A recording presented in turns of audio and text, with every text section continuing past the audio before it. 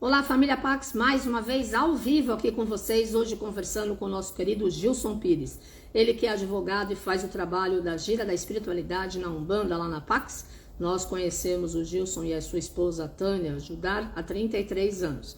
E nesse sábado, dia 11 de fevereiro, às 13h30, vai ter Gira de Umbanda lá na Pax com o senhor Ogum, com o Gilson e com a Tânia. É 1 quilo de alimento. Participem, hein? E hoje o Gilson vai falar justamente sobre o senhor Ogum na Umbanda. Amanhã eu entrevisto a querida doutora Wanderly Marchiori, nutrição, energia e disposição pela alimentação. Esperamos todos vocês aí nesta tarde, calor, graças a Deus, está marcando agora 19 graus, já choveu a beça, agora parou, graças ao bom Deus, porque assim a energia fica boa aqui da internet, né? Porque afinal precisamos transmitir os nossos bate-papos. E eu quero convidá-los que nesse sábado a Pax está aberta, dia 11 de fevereiro, obrigatório uso de máscaras. Às 11 da manhã tem a Roda Cigana com a Célia de Marco e o Leandro Ceni. É 1 quilo de alimento e vai ter leitura de carta para as pessoas presentes. E às 1h30 da tarde, a Gira da Espiritualidade na Umbanda, a Gira do Senhor Ogum, com o Gilson Pires e a Tânia Judar. No domingo, nós teremos o Ritual do Amor imperdível com a querida Eliana Lara, 9h30 da manhã, um grupo só. Acessem o nosso portal pax.org.br ou vejam aí os nossos posts e participem das nossas atividades para que a gente possa continuar mantendo as energias da espiritualidade nesse momento de transformação. Oi, Valdete, beijo para você, para o Valmir, para a Ana Pacella, para toda a family. Estamos aí juntos, aguardando o Gilson entrar. Gilson, cadê você? Bom, passaram-se só 2 minutos, né? Eu desejo que a internet na casa dele esteja funcionando. Já vou até pegar aqui o meu outro telefone, caso precise entrar em contato, porque ultimamente precisamos ter tudo à disposição, que é para a tecnologia não falhar, não é verdade? Oi, Diego, tudo bom? E aí, vamos seguindo, não é? Na quinta-feira eu converso com o Bueno, é o dia da bem-amada Mãe Kuan-Yin, então ele vai falar gratidão, Mãe Kuan-Yin. E na sexta-feira, o Albano, o segredo que o mapa natal aponta.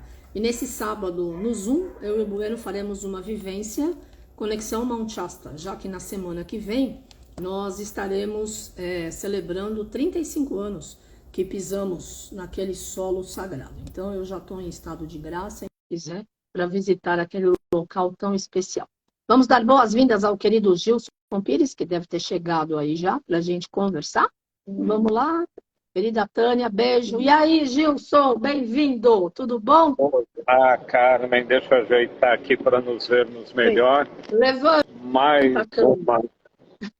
estou tentando ajeitar. Mais um ponto a tempo, né? Hoje caiu o mundo. Boa tarde primeiro, né? Beijo no coração e também de quem nos ouve. Mas só contextualizando, você vê que eu não estou no escritório, né? Novamente, olha esse fundo. Mas enfim, eu saí por um compromisso aqui para a região do Panambi. Caiu o mundo literalmente nesse final de tarde em São Paulo, né? Trânsito, uma coisa. Parei num local, um restaurante, vamos fazer daqui ao vivo, que não daria tempo de chegar no escritório. Mas aquela história, né? A dinâmica de Ogum nos leva a isso e a gente faz ao vivo.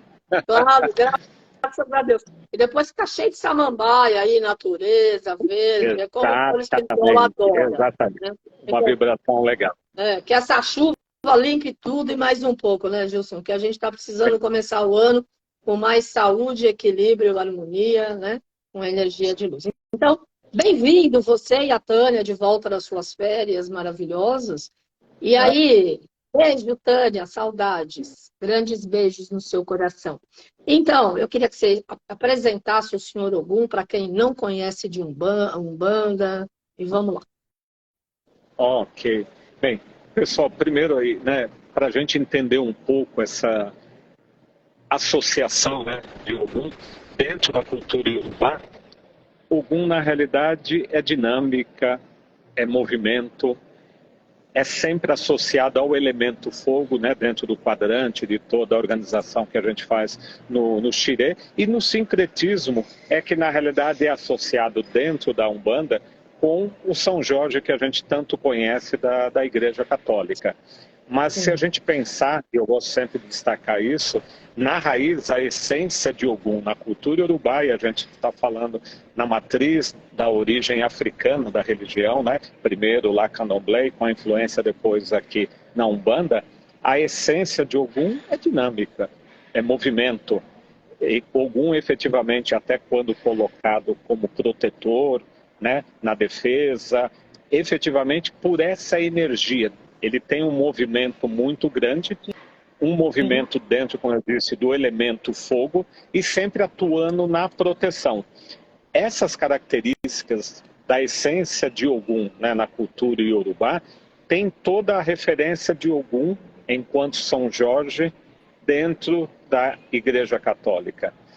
As referências são as mesmas, embora, claro, a imagem de São Jorge, como vemos, né, é uma referência católica, sempre aquele soldado, né, com armadura em cima de um cavalo, e ali na batalha contra o mal, representado pelo dragão, né, com a sua lança, também nesse processo de defesa, de movimento, de guardião, efetivamente. Sim. Na cultura iorubá, você não tem uma figura, até porque na realidade não se tem imagens, né, levadas a qualquer que seja das entidades. É sempre uma forma da gente tentar levar para quem aqui no Brasil, né, frequenta tanto Umbanda como Candomblé, através de imagem, o que significa. Mas se a gente beber lá na fonte, pensando, né, em essência, na pureza, todos os orixás, todas as entidades estão sempre relacionadas a energias da natureza. Sim.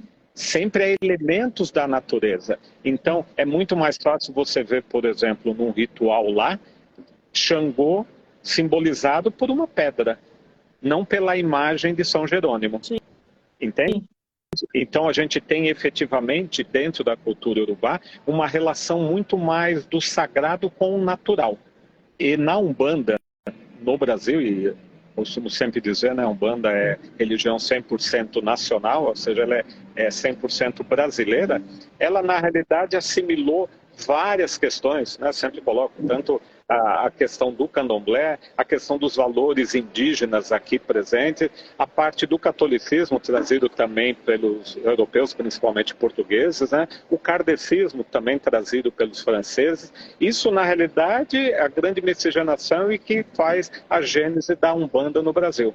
E posso dizer, por onde a gente já andou nesse mundo afora aí, não se tem referência de uma religião tão rica como essa, porque na realidade ela bebe em várias fontes, né? Ela não é só o candomblé, ela tem na realidade preceitos e influência, ela não é só o catolicismo, ela tem preceitos e influências, da mesma forma em relação ao kardecismo e da mesma forma em relação à cultura indígena e todos os seus valores sempre na relação com a natureza. Isso é tão rico, né, Carmen? Porque é uma questão aí ecumênica. Sim. Porque você tem várias vertentes, várias fontes que na realidade se juntam para festejar dentro de uma gira de Umbanda com esses valores. Eu até uso sempre como referência quando você olhar, por exemplo, numa gira de Umbanda, como faremos no próximo sábado, né, na Pax, às 13h30, e estão já todos de antemão aqui convidados a participarem.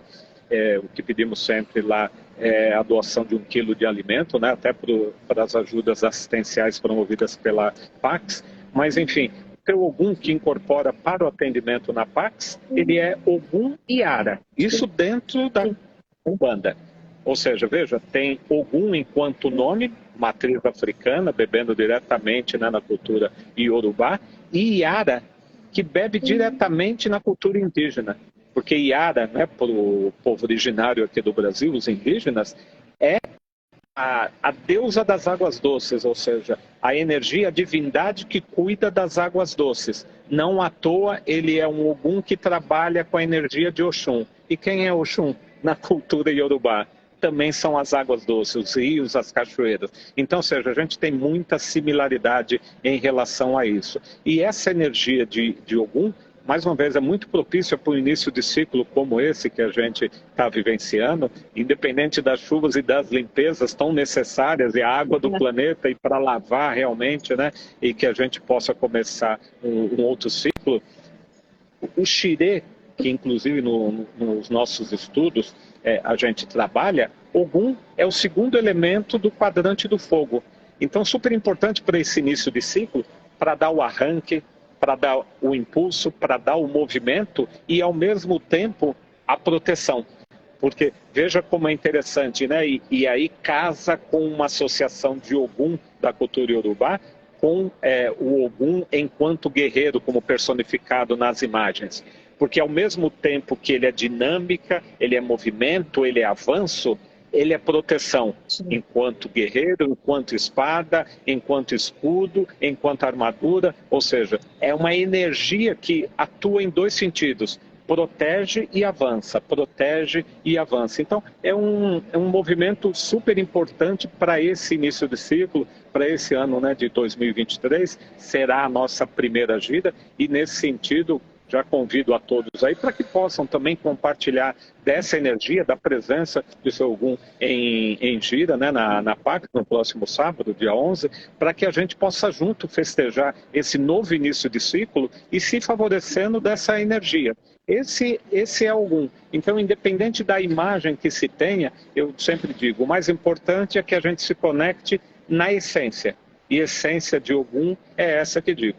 Eu sou até suspeito, como você também, carregamos Ogum, temos essa coisa, né, do movimento, do fazer, salve, né? Mas, enfim, é um dos 16 orixás que lá estão, né, no xirê, no panteão, que também tem depois a sua subdivisão para ter as entidades, né, os seres que incorporam efetivamente, né, em gira, nessa energia. Uma energia de movimento, uma energia de dinâmica e uma energia de proteção. É tudo que a gente precisa, né, no início de ciclo. Claro que depois a gente tem no próprio xirê energias distintas que dão continuidade nesse movimento, seja na sua organização, seja no seu direcionamento, efetivamente na sua realização, porque aí você tem um ciclo de 16 orixás lá, que cada um se incumbe, né, de um pequeno movimento dentro dessa parte do ciclo como um todo.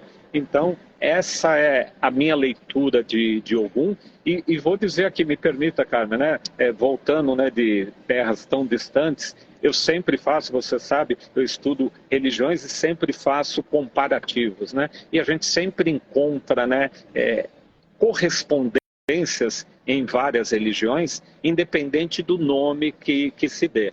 E aí você está, claro, né, estando, né, na região lá da Península Árabe, a questão do islamismo, né, que quem é muçulmano efetivamente é quem segue, né, o islamismo, os conceitos, eu vou dizer, como raiz de religião, tem muito a ver, né, com a própria Umbanda, com o próprio Candomblé. Também se trata como um Deus monoteísta, da mesma forma como dentro da cultura iorubá, ou seja, Deus criador é único, e toda uma relação do ser com a natureza, com o preservar e com se relacionar com o sagrado.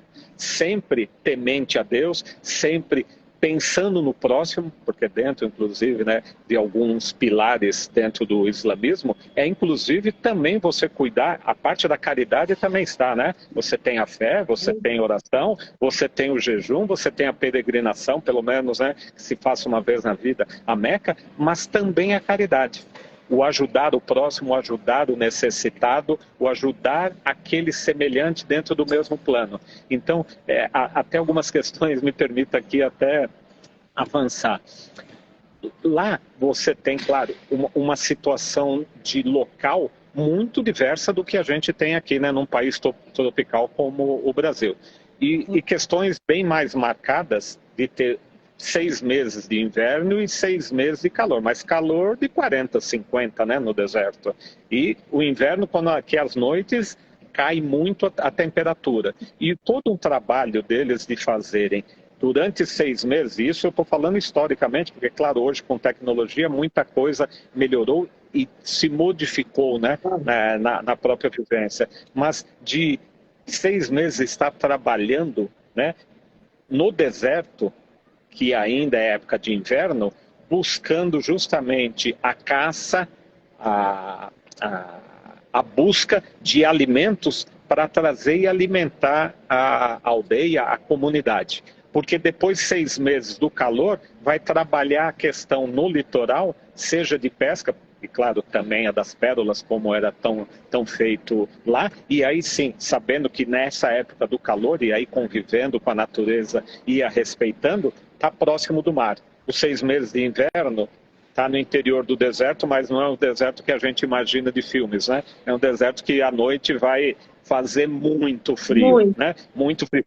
Mas esse equilíbrio, e veja que nessas situações, tanto lá no deserto e principalmente, eu diria, nesse período de deserto, depende muito de uma colaboração entre as tribos, entre as famílias, entre as pessoas, para permitir a subsistência, compartilhando aquilo que se tem, levando ao outro, né, aquilo que ele precisa, ou seja, vendo uma face realmente de confraternização do ser humano, né, com valores, compartilha, sabendo que o outro é seu irmão.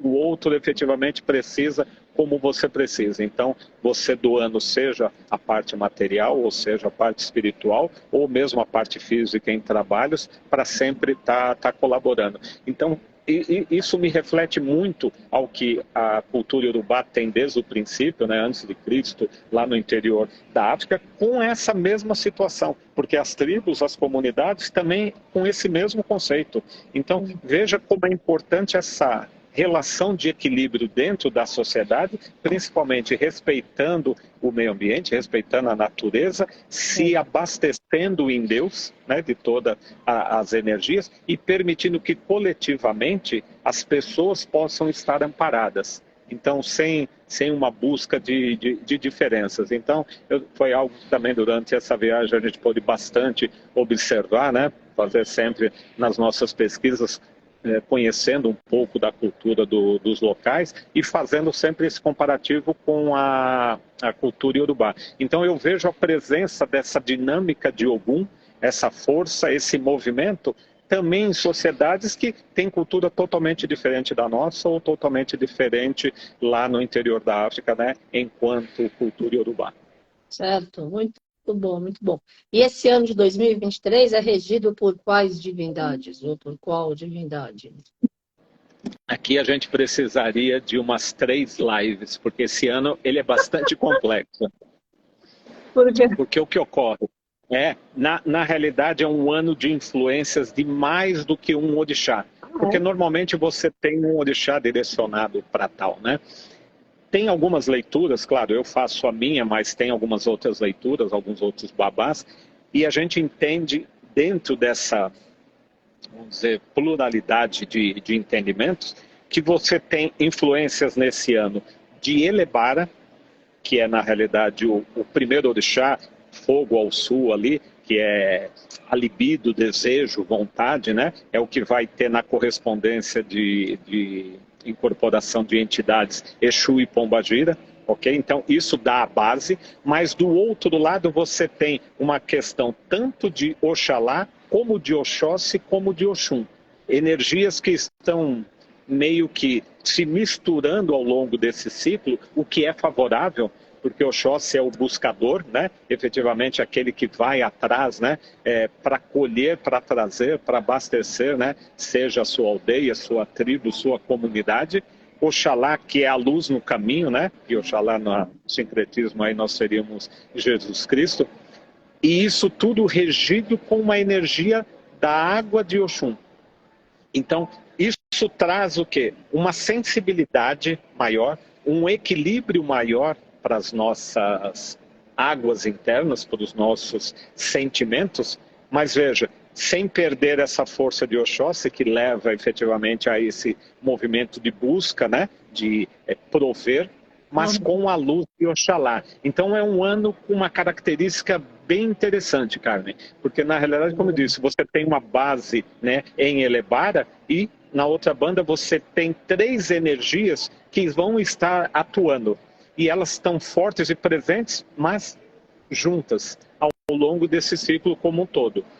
Então eu traria assim, acho que é momento, e aí quem nos ouve também acompanhe isso dentro do seu próprio caminho ao longo do ano, a questão da sensibilidade, a questão da espiritualidade e do tratar das águas internas. Então a gente vai estar mais aberto, mais sensibilizados para isso, por essa própria energia externa. Esse movimento de busca, que efetivamente é uma busca exterior, ok? Aí a gente pode colocar isso para o plano material, nas buscas, nas realizações, eu diria até na recuperação, porque se a gente olhar, né, o nosso caminho dos últimos anos, é o que efetivamente a gente está precisando nesse tempo.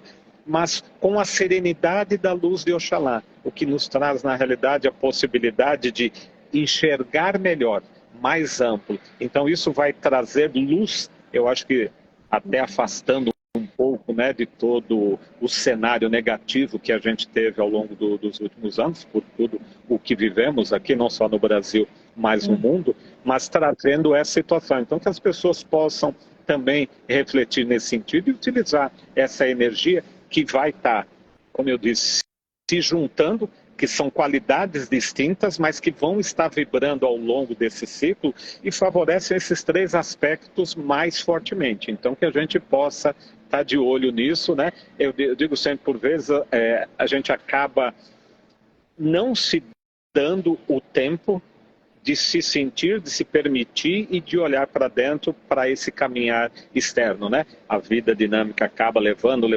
Você tem que ter também um tempo, né? Sabe, aquele... Sim. Cuidar, né? É você, com o seu sagrado, serenar, porque isso vai abrir outras possibilidades com essa energia, como eu disse, com uma atuação de Oxóssi, de Oxum e também de Oxalá, que bastante favorece. Mas veja, são três energias com características totalmente distintas, que a gente possa ter a sabedoria de utilizar isso no nosso caminho. Amém, né? Então é um ano super forte e positivo, né? Sim, é uma característica de um ano de recuperação, mas de amplitude, eu diria, até não só de sensibilidade pela questão de Oxum, mas a clareza trazida pela luz de Oxalá, impulsionando esse trabalho de busca de Oxóssi, para mim demonstra que realmente será um ano de recuperação.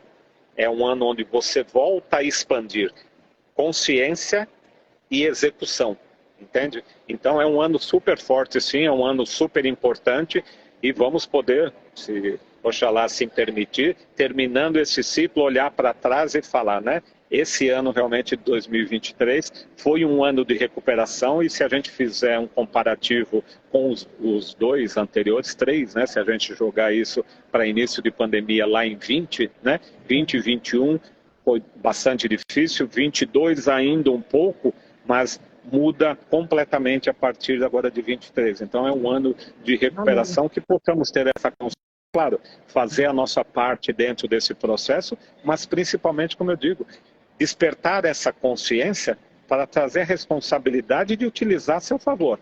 Claro. É isso que Deus quer. E se fizermos cada um dessa forma, né, Ele estará muito contente e a humanidade com certeza dará um passo importante. Com certeza, muito legal.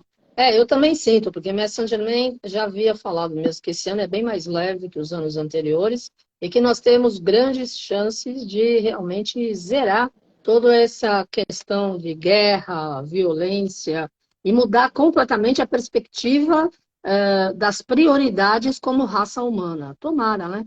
Que todo mundo desperte e aproveite esse grande ciclo aí. Espera aí que tem uma pergunta. O Diego está falando, sendo Logum Ed filho de Oxóssi com Oxum, podemos incluir como regente também? Não, Diego, boa tarde, obrigado pela presença e pela pergunta.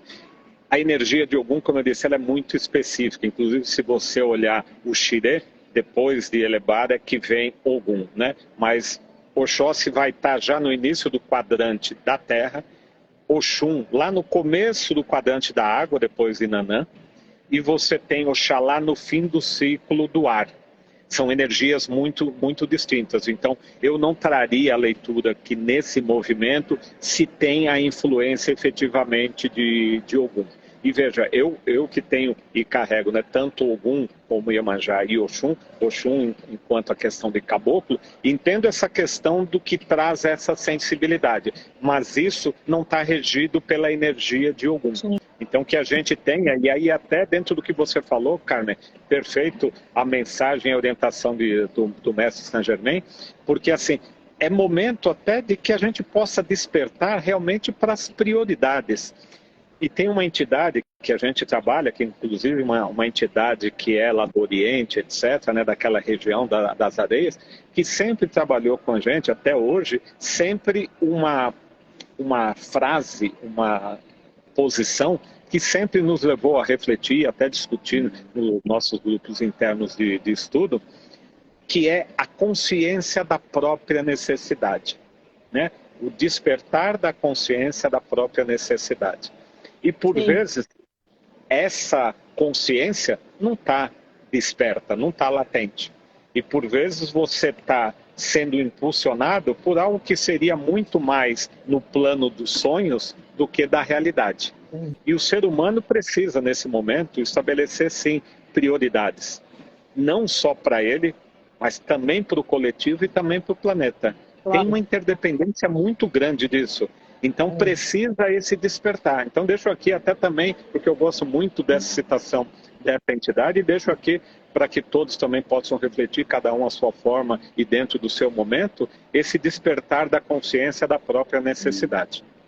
Sim, sem dúvida nenhuma, pois é. É importante porque o Diego escreveu aqui que ele está se referindo ao Logum Edê e não ao Ogum. Ah, Logum Edé.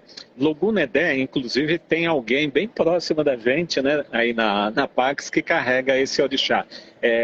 Diego, e aí até para todos, claro, não somente para o Diego que está fazendo a pergunta, Logum Edé, ele é uma miscigenação, vou assim dizer, de Ogum com Oxóssi.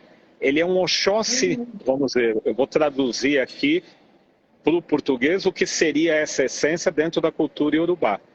Seria um Oxóssi novo que gostaria de ser um guerreiro de Ogum. Então ele carrega uma essência de Oxóssi, porque essa é a raiz dele, mas ele tem uma influência de Ogum e é o que desperta o movimento. Logum Edé, eu vou dizer assim, é como se fosse um Ogum criança ou um Oxóssi novo que busca, na realidade, também na energia de Ogum e que chama de padrinho, na realidade, o movimento da sua vida. Mas o próprio Oxóssi já tem um movimento. Sim. Só que o movimento de Oxóssi, como eu disse, ele é mais voltado para a busca do desenvolvimento, para o crescimento, para trazer e abastecer, seja a comunidade, seja a tribo, né, seja a sociedade. Ogum é um movimento de avanço, expansão, de dinâmica e proteção. Então, embora sejam movimentos, veja que são características de essência distintas. Então, Diego, não tem a característica para esse ano, nem relacionada à Logum Edé, que também é uma entidade fantástica, mas que tem uma característica nessa miscigenação de Oxóssi e de Ogum, mas que não guarda relação com a dinâmica, com a energia e principalmente com os orixás que vão estar regendo esse ano de 2023. Muito legal. Muito bom, muito bom. Olha aí, família Pax, estamos conversando com o Gilson Pires, ele e a Tânia Judar nesse sábado, dia 11 de fevereiro, 13h30, lá na Pax, é 1 quilo de alimento, tem a gira da espiritualidade da Umbanda, nas bênçãos do Senhor Ogum. Vai lá, que vai ser tudo de bom, receber o seu passe, o seu axé para iniciar 2023 fortalecido, harmonizado, equilibrado, com muita bênção boa aí, né? Muito legal.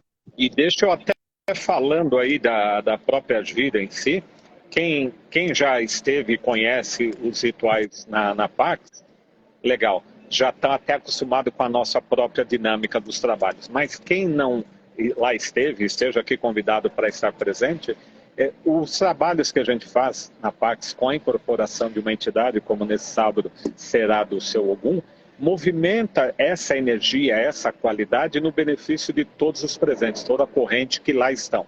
E essa energia olhando na necessidade individual de cada um. Porque, claro, né, cada um está num momento da sua evolução, né, da sua espiral do tempo, com necessidades específicas, sejam elas, né, materiais, espirituais, né, emocionais, e a entidade acaba, claro, trabalhando toda essa energia com cada filho dentro de cada necessidade. É o que é convencionado ou chamado passe, né? Você vai lá para tomar um passe com a entidade.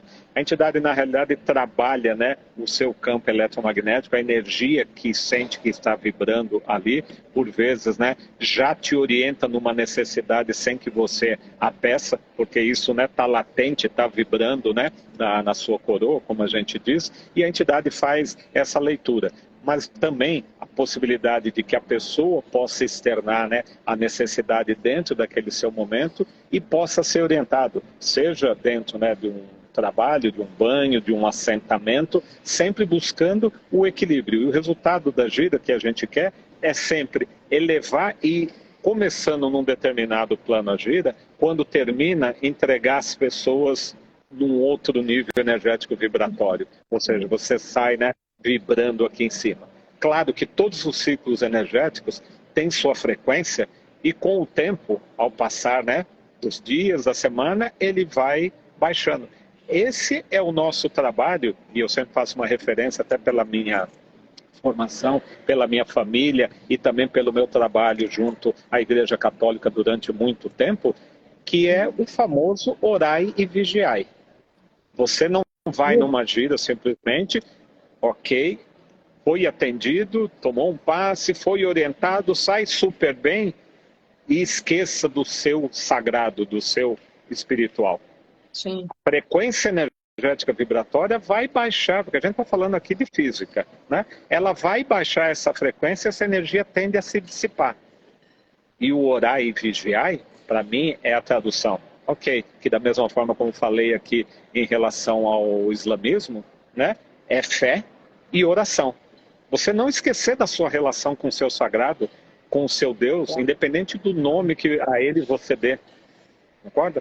É a relação sua que está sendo alimentada no dia a dia e renova essa energia. É verdade. Né?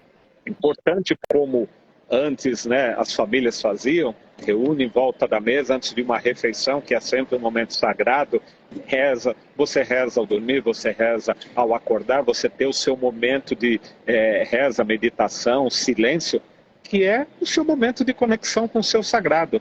E isso a gente deve fazer diariamente. E aí, voltando, por que será que lá eles rezam 5 vezes ao dia, né, Carmen? Para tudo, Mas, você vê o pessoal no meio da loja, no meio da rua, no meio do hotel, em qualquer lugar. Aliás, os hotéis, em cima no teto, tem lá simbolizando a direção da Meca, para eles estenderem o tapete e fazer a louvação. E me permitam aqui, também até compartilhando com os amigos que nos ouvem, em todos os hotéis, porque passamos, tinha dentro das gavetas, né, nas cômodas, nos quartos em que ficamos, né, Alcorão, o tapetinho e a posição que era. E claro, você ouve, né, de todas as mesquitas, que também estão muito espalhadas pelos alto-falantes, quando dá o horário, até em locais comerciais, para o som, para a música, para tudo que está, e começa Alá Akbar, que é o Deus. Deus é grande, né? Deus é maior, e vem a reza. Todo um respeito, né? Toda uma relação forte com o sagrado, com o espiritual, com Deus, e toda uma estrutura que já culturalmente está apontado para isso, ou seja, eles estão 100% integrados, né? Você não precisa lembrar ninguém. A estrutura toda, até para quem está num quarto de hotel, já está preparado para que você tenha o seu momento, né, sagrado. E aí, mais uma referência, me permita aqui, Carmen, o bater cabeça que fazemos na cultura iorubá e que você tem exatamente igual no islamismo. É né? verdade. Ou seja, a forma de reverenciar e, claro, sabendo a direção para onde está, né, Meca, e se vire para lá, e você tem toda a reverência da mesma forma como a gente faz na Umbanda e no Candomblé. Não são coincidências, né? São entendimentos, né, de um processo energético, espiritual, sagrado, e que é obedecido. E assim, fantástico. Isso nos deixou também muito contentes, né, de poder vivenciar isso. Inclusive, você bem sabe, porque lá já esteve também tantas vezes, uma das mesquitas que visitamos, a grande mesquita, né, do Sheikh Zayed, um lugar de uma espiritualidade, cara, né? Você sabe, você estar lá... Adoro. Arrepia. Vibra tudo, arrepia. O silêncio lá é a tal fala, o silêncio é uma prece. Estando em silêncio dentro daquele espaço, que energia que tem aquele local, que espiritualidade, né? Aquilo grita, como eu digo, né, na cultura iorubá, aquilo grita. Grita de energia, de vibração. É um local abençoado. Independente da beleza física, a própria arquitetura do local e como foi construído, e tem toda a história e todas as relações com os valores deles, etc. Mas o que vibra o local, independente disso.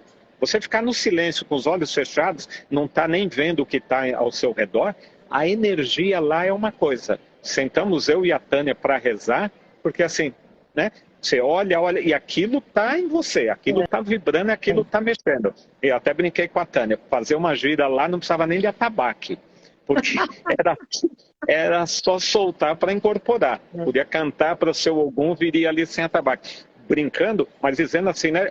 Tão forte a energia do ambiente que favorece qualquer ritual e, claro, favorece a sua oração, a sua reza, a sua relação com o sagrado. Ali é um ponto energético, né, vibratório, espiritual, fantástico. É um local que, assim, daria para morar tranquilamente, né, Carmen? Ficar lá dentro, naquela mesquita, não precisaria sair de lá, porque lá você se abastece direto com o sagrado. Que local fantástico.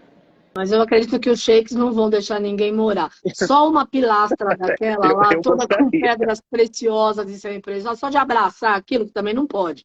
Você não pode nem tocar nada, né? Mas só naquela presença, quer dizer, você já recebe um banho de luz, de energia, de força, né?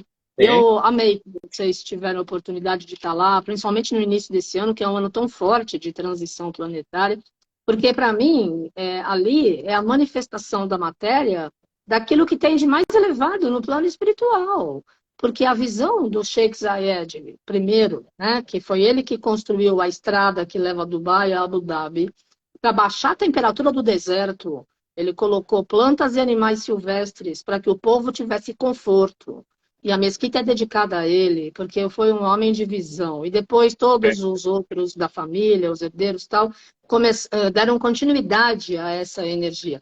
Então, são pessoas, até me arrepia, são pessoas assim que a gente tem que realmente honrar, reverenciar, pessoas iluminadas que, por mais riqueza que tenha, pensem em benefício do povo. E todo líder político, governamental, em qualquer país, tem essa mesma missão, de olhar para o povo, de cuidar do povo, de cuidar da família, de cuidar do pequeno e do médio e do grande, porque é todo mundo igual perante Deus, né? E lá tem muita gente que não gosta. Você fala em Dubai, Abu Dhabi, e as pessoas torcem o nariz. Mas porque não conhecem e não sabem a real história. E o que realmente existe não é ostentação. É mostrar que tudo é possível quando você tem dignidade, fé, integridade, trabalha com caráter, ajuda e tem um histórico de base espiritual que reflete no mundo da matéria a realidade de um novo mundo, que é o que todos nós queremos. Sim. Qualidade de vida, não ter contas a pagar e problemas, né? Não é isso? Exatamente. E veja, Carmen, eu concordo totalmente com você. É diferente de quando a gente vê ou ouve falar, né? E aqui eu vou citar, inclusive, uma situação, porque assim, a gente fez questão de comprar as roupas que são utilizadas por eles em respeito e observando efetivamente, né, a cultura deles e estar no local sagrado em condições de, juntamente com eles, vibrar da mesma forma. Sim. Não ser, né, na realidade, um estranho. Você poderia estar com uma roupa ocidental e a gente fez questão, né, respeitando, independente do dress code de lá, de efetivamente estar com a roupa e paramentado para ir a um local que é tão sagrado para eles, demonstrando, né, o nosso respeito e comungando daquela mesma energia.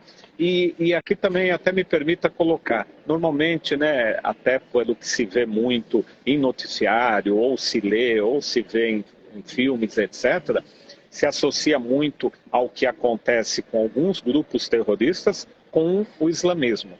Leia o Alcorão e você vai ver que não tem nada que comungue com essas atitudes. Inclusive, ao contrário, reprime, né, esse tipo de situação e postura. O islamismo, e mais uma vez, como religião, e as palavras, e aí se pensar inclusive em Maomé, me permita aqui também já avançar um pouco mais, é quem vem inclusive posterior, porque é de 500 e pouco depois de Cristo, se não me engano 573 até 625, se não me falha a memória, ou 27, mas enfim, durante um período como esse, e o que é na realidade transcrito para o Alcorão, tem referências tanto do cristianismo como no judaísmo e no entendimento que é, na realidade, aproveitando, bebendo, trazendo tudo que foi trabalhado, ensinado por outros profetas, como Jesus Cristo e outros hebreus, que, na realidade, vão alimentar o Alcorão. Na realidade, de sintetizar essa relação humana e o conhecimento e o que se tinha até então na época para essa escrita sagrada. E nessa escrita sagrada não se tem nada, eu posso dizer, nenhuma vírgula que se aproxime dos radicais que, de repente, façam, né, atos terroristas, mas que não se tem só lá, né? Infelizmente, ser humano, e dependendo do estágio de evolução, você tem em vários lugares do mundo com atos, né, a se lamentar. Mas, enfim, a gente não associe nem islamismo, nem o fato de ser muçulmano, aquele que segue o Islã, com essas atitudes isoladas. É um povo de paz, é um povo cooperativo, é um povo muito do buscar desenvolver e estar bem junto. Não é a questão da ostentação também, como você disse. Nós estivemos, inclusive, em outras cidades que não só Abu Dhabi e Dubai. E assim, se a gente pensar aqui, vamos pegar aí como exemplo mesmo o Catar, também passamos por lá, ou mesmo os Emirados, em 51 anos, o que eles transformaram? Ou seja, a capacidade do homem, mesmo num ambiente, né, mais delicado, eu diria, né, mais hostil, com temperaturas, né, com tantas diferenças, fazer o que eles fizeram e dando para a população, para a comunidade, né, uma condição de vida muito, muito, muito melhor do que há 50 anos atrás. A gente não está falando do tempo de uma geração. E eles transformaram efetivamente o país. Precisa-se com isso aprender que é possível efetivamente com equilíbrio, né? Temente a Deus, com seus valores, com a relação com o sagrado e a preocupação com o igual, com o ser humano, com o irmão, fazer efetivamente o que eles fizeram lá. Ou seja, uma evolução, uma transformação que hoje dá ação de vida muito toda a população, não é para um ou para outro. Classes mais abastadas, né, e que têm muita riqueza, sim, mas, desculpe, eu não encontrei um dormindo na rua, um dormindo numa praça. Isso não é admissível que a gente possa, como a gente vê aqui, me desculpe, em São Paulo, e passou a ser normal, né? Você vê famílias, né?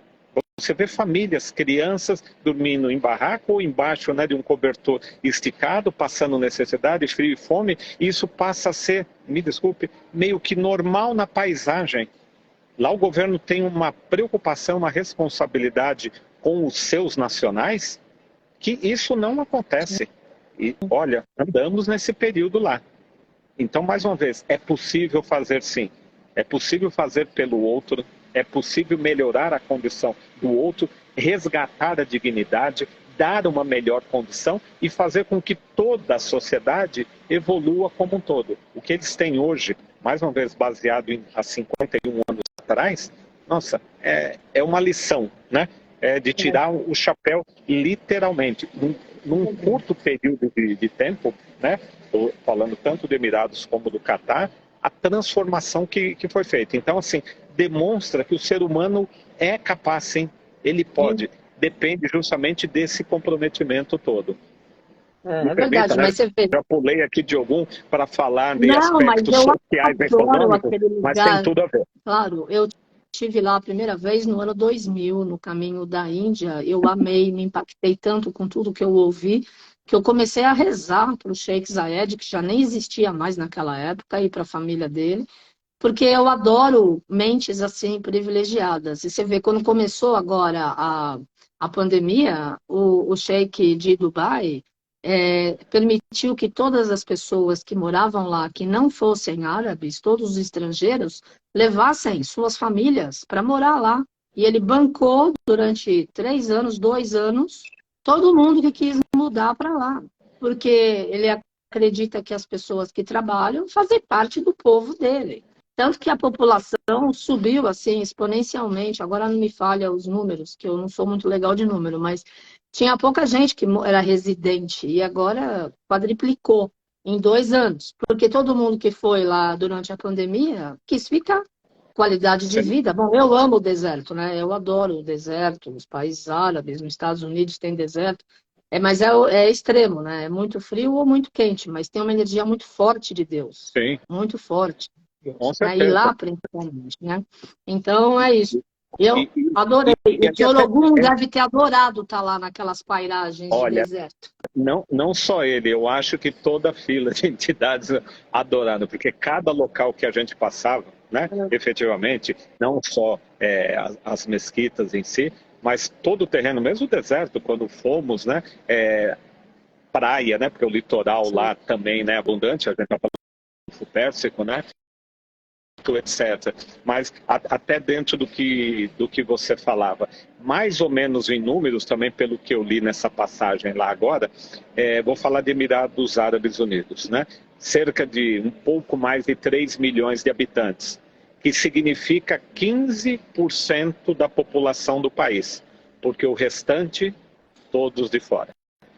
Pessoas que foram trabalhar, estudar, empresas, etc. Ou seja, 85% da população não é nacional, não é um emirate. Ele é vindo de fora e recebido, né, de braços abertos. Claro. A condição de, na realidade, compartilhar tudo isso. E outro valor muito importante lá, e de novo fazendo um comparativo com a cultura iorubá, o valor família. Né? O que isso significa, né, dentro da cultura deles, da mesma forma como na cultura iorubá. A família é base, né? A família é estrutura. Que bacana que a gente possa ver isso de perto, né? Porque às vezes a gente lê, ouve, etc., mas nada como está e vivenciar. Oriento e aí recomendo quem puder ter oportunidade um dia, né? Faça, né, uma caminhada pelos aqueles locais da nossa Mãe Terra, porque é um local realmente fantástico, abençoado, e a gente tem muito a aprender com eles. Com certeza. Olha, a gente tem 10 minutos. Eu queria que você falasse daquela outra cidade que é toda automatizada do futuro e sobre os planos de educação, que é a área da Tânia e seu também, né, como advogado. Até me permita, a cidade chama Masdar, Masdar, né? É uma cidade, vou dizer, do futuro, porque já é um projeto lá de trás que também o Sheikh investiu, né, bastante nesse sentido. Tem empresas, né, de porte que estão apoiando e participando desse processo, como a Siemens, né, a alemã, desde o início, a parte do transporte, inclusive subterrâneo, todo autônomo. A gente teve a oportunidade de andar, né? Você entra naqueles veículos autônomos e passa de um lado para o outro da cidade, fantástico. Mas é uma cidade que o projeto é autossustentável, ecologicamente equilibrada, pensando, né, na relação de toda a comunidade, de toda a cidade com o meio ambiente, tem uma produção de energia limpa, não tem nada de consumo lá que seja a partir de combustível fóssil, seja gasolina, seja carvão para qualquer coisa queimar, aquecer, óleo diesel, etc. Nada. Tudo é produzido à base de duas coisas que eles têm em abundância, como nós temos aqui também no nosso litoral, principalmente o Nordeste, que é sol e vento. Então, captação de energia eólica e energia solar. É isso que alimenta a cidade como um todo. Era para ela já ter sido concluída, se não me falha a memória, 2017. Com a crise econômica e depois, na sequência, a pandemia, ainda não concluiu como todo o projeto, mas grande parte da cidade já está pronta. Tanto que tem universidade, inclusive com intercâmbio com o MIT, tem um instituto de tecnologia lá. A Agência Espacial dos Emirados, que já mandou sonda para Marte também, né? Também está sediada lá. Escolas onde eles investem nas crianças desde pequeno, até dizendo assim, num dos slogans lá, mais ou menos pelo que eu lembro também, assim, toda criança, toda mente é brilhante. Você tem que, na realidade, né, dar a oportunidade e preparar para tal. Então, assim, abrindo a possibilidade para que todos sejam um gênio. Essa é a chamada, né? Esse é o enfoque. Então, já tem também na cidade escolas, que é justamente para formar desde pequeno, né, do que seria aqui para a gente o pré, né, a partir ali depois da creche, até a universidade com o Instituto de Tecnologia, tem relação também com Oxford, ou seja, chegando no nível acadêmico de excelência, de elevada excelência, empresas que são startups, né, com novos projetos que sejam voltados para isso, para a sustentabilidade, para a ecologia, para a preservação do meio ambiente e para o bem-estar do ser humano. Isso tudo numa cidade só. E aí tem até uma torre, bastante interessante, porque são vários conceitos lá. Tem uma torre no meio de uma dos cruzamentos das alamedas, que ela tem uma estrutura própria para captar a o vento, o ar, canalizando para entre as alamedas e ruas dos prédios, embaixo super fresquinho. Ou seja, você está andando, você parece que está com ar-condicionado ao ar livre, aberto, mas é com essa tecnologia. Assim, fantástico. A parte de plantação hidropônica, como a gente já vê algumas aqui, por exemplo, até no Pão de Açúcar, me permita citar, né, com aquela irrigação, ou seja, produzindo tudo isso no meio do deserto, tá? A 40 minutos de Abu Dhabi, 1 hora e alguma coisa de Dubai. Está no meio ali quase das duas, mas é deserto. Sim. Literalmente deserto. Mas com as estruturas já montadas, os prédios construídos, eu diria assim, acho que uns 80% da cidade, 75%, já está pronto. E já em utilização. Tem uma parte residencial, ou seja, as pessoas moram, tem a parte, entre aspas, comercial, onde as empresas estão desenvolvendo os projetos, inclusive já vendidos para outros países do Oriente, ou seja, já implementando, não é só um projeto, né, para o futuro, já está em prática. Tem a parte educacional que também já está, né, funcionando e, claro, como uma cidade já tem a sua parte comercial, um centro comercial, mercado, etc. E tudo funcionando, inclusive para se deslocar primeiro de um ponto ao outro.